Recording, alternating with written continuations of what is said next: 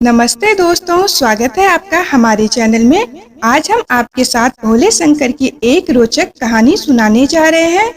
किसी गांव में नित्यानंद अपने पिता वीर प्रताप के साथ रहता था। नित्यानंद के पिता बहुत ही धनवान थे, लेकिन नित्यानंद बहुत ही सीधा साधा था। उसे पैसों का कोई लालच नहीं था। वीर प्रताप चाहते थे कि उनका बेटा उनका व्यापार संभाले, लेकिन नित्यानंद भगवान भोलेनाथ का भक्त था। वह उनकी सेवा में लगा रहता था। एक दिन वीर प्रताप ने नित्यानंद से कहा, बेटा मैं चाहता हूँ कि तू मेरा व्यापार संभाले और मैं तेरा विवाह कर दूं। यह सुनकर नित्यानंद ने कहा, पिताजी मैं भगवान की भक्ति करना चाहता हूँ, इसीलिए ना तो मैं आपका व्यापार संभालना चाहता हूँ और ना ही विवाह करना चाहता हूँ। यह सुनकर वीर प्रताप सोच में डूब गए। अगले दिन वीर प्रताप ने यह बातें अपने एक मित्र घनश्याम को बताई। तब उसने वीर प्रताप से कहा, तुम अपने बेटे का विवाह किसी होशियार पढ़ी लिखी लड़की से कर दो। वह तुम्हारे व्यापार और बेटे दोनों को संभाल लेगी। कुछ दिन बाद वीर प्रताप ने एक अच्छी पढ़ी लिखी कन्या देखकर नित्यानंद का विवाह कर दिया। गीता एक पढ़ी लिखी समझदार लड़की थी। उसने घर में आते ही पूरे घर को संभाल लिया। एक दिन नित्यानंद मंदिर जाने के लिए तैयार हो रहा था। तभी गीता ने कहा, आप हर दिन मंदिर जाते हैं, इससे अच्छा है मंदिर शाम को जाया कीजिए। सुबह मेरे साथ चलिए दुकान, थोड़ा व्यापार पर ध्यान दीजिए। यह सुनकर नित्यानंद को बहुत गुस्सा आया, लेकिन वह बिना कुछ कहे मंदिर चला गया और भगवान भोलेनाथ के सामने बैठकर प्रार्थना करने लग गया। उसने कहा, हे प्रभु, मेरे पिताजी ने बिना मेरे मर्जी के मेरा विवाह कर दिए हैं। अब तो मेरे लिए आपकी पूजा करना भी मुश्किल हो रहा है। नित्यानंद अगले दिन जैसे ही मंदिर के लिए तैयार हुआ, गीता ने उसका रास्ता रोक लिया और बोली, मैं एक पढ़ी लिखी समझदार लड़की हूँ, मैं भगवान को नहीं मानती। आजकल तो पैसा ही भगवान है। अपने भोलेनाथ को छोड़कर दुकान पर चलिए। मैं आज आपको मंदिर नहीं जाने दूंगी। अगर जाना है तो शाम को चले जाइएगा। नित्यानंद को बहुत गुस्सा आया। उसने गीता से कहा, मैंने पिताजी से विवाह के पहले ही बता दिया था कि मैं अपनी पूजा पाठ नहीं छोड़ूंगा, फिर तुम क्यों जिद कर रही हो? लेकिन गीता नहीं मानी। हार कर नित्यानंद को उसके साथ दुकान पर जाना पड़ा। दुकान पर गीता कपड़े बेच रही थी, लेकिन नित्यानंद का मन दुकान पर नहीं लग रहा था। वह आज मंदिर नहीं गया था, इसलिए वह बहुत परेशान था। तभी दुकान पर एक बूढ़ा आदमी आया। उसके कपड़े फटे हुए थे। उसने नित्यानंद से कहा, बेटा मेरे कपड़े फटे हुए हैं, आगे सर्दी का मौसम भी आने वाला है, क्या तुम मुझे एक कुर्ता दे सकते हो? लेकिन मेरे पास पैसे नहीं है। नित्यानंद को उस बूढ़े व्यक्ति पर दया आ गई और उसने झट से एक कुर्ता उस बूढ़े व्यक्ति को दे दिया।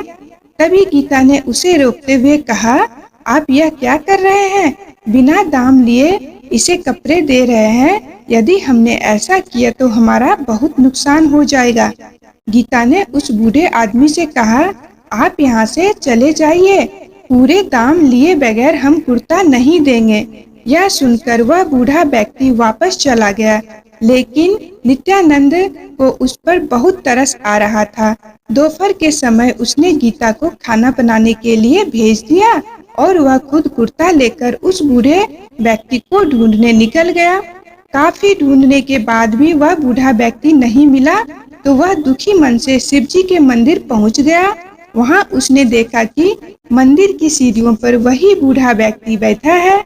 उसे आवाज दी, बाबा, ओ बाबा, देखिए मैं आपके लिए कुर्ता लाया हूँ। बूढ़े बाबा ने नित्यानंद की आवाज सुनी और वे उठकर मंदिर के पीछे चल दिए। मंदिर के पीछे जाने पर उसने देखा वहाँ बूढ़ा आदमी खड़ा था। नित्यानंद ने उनसे कहा, बाबा मैं आपके लिए दुकान से चुराकर कुर्ता लाया था, आपको मैं काफी देर से ढूंढ रहा था, जल्दी से यह कुर्ता ले लीजिए। दुकान पर यदि मेरी पत्नी आ गई तो उसे सब पता चल जाएगा। यह कहकर उस बूढ़े आदमी को कुर्ता देने लगा। तब उन्होंने कहा, बेटा कुर्ता तो बहाना था, मैं तो केवल तुझको देखने आया था। तू हर दिन मुझसे मिलने आता है, आज नहीं आया तो मैं तुमसे मिलने खुद ही आ गया। यह सुनकर नित्यानंद ने कहा, लेकिन बाबा मैं तो पहली बार आपसे मिला हूँ। तभी वह बूढ़ा व्यक्ति भगवान भोलेनाथ के रूप में प्रकट हो गए और उन्होंने कहा, जैसे भक्त मुझसे मिलने के लिए इंतजार करते हैं, वैसे ही मैं भी भक्तों का इंतजार करता हूँ।